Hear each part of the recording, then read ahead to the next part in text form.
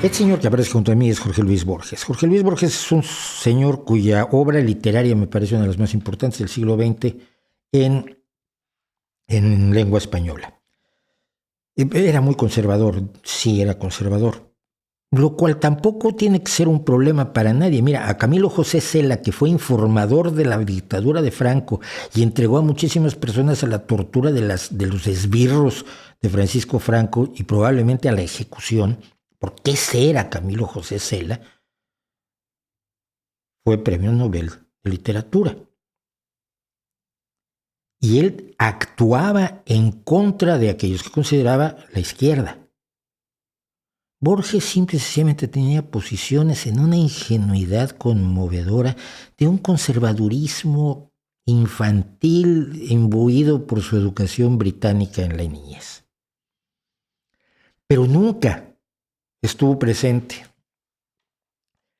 en la literatura de Borges ninguna visión de viva la tortura, viva la dictadura, viva la muerte, como dijo alguna vez, o muera la cultura, como dicen otras dictaduras con frecuencia, o cosas por el estilo. Jamás. La obra de Borges ha influido en todos los escritores, no solo de habla española, sino del mundo. Ray Bradbury te puede hablar de Borges, Isaac Asimov te puede hablar de Borges, Philip K. Dick te podía hablar de Borges.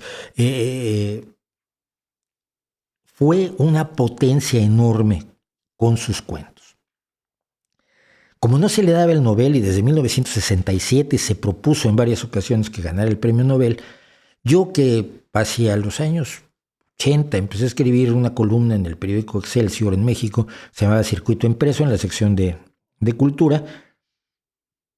Siempre dije que yo no le iba a dar ninguna importancia ni relevancia al premio Nobel, sino hasta que le entregaran el premio Nobel a Borges, porque era la presencia más fuerte en la literatura de habla española, o una de las presencias más fuertes en aquel entonces. Vargas Llosa, que también es un hombre de una derecha que ha no solo promovido, sino defendido barbaridades verdaderamente atroces, no desde la ingenuidad borgiana, sino desde la atrocidad, también le dieron un premio Nobel, y Octavio Paz también, siendo un hombre que se pasó al conservadurismo neoliberal más radical y al odio a todo progresismo, porque hay gente que cuando descubre que en la izquierda hay basura, o que hay sectores y tendencias en la izquierda que son absoluta basura,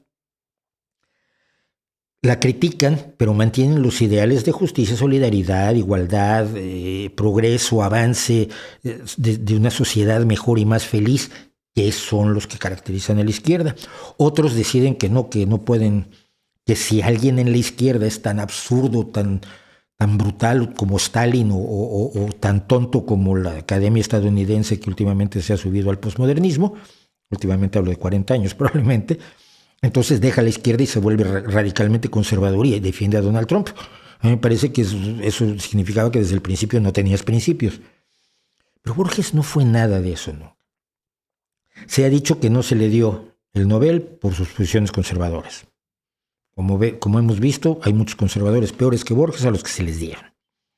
Se ha dicho que no se le dio porque una vez se burló de Arthur Lundqvist. Eso podría ser, porque Arthur Lundqvist fue el que más peleó porque le dieran el premio Nobel a Octavio Paz, que yo nunca pensé que mereciera.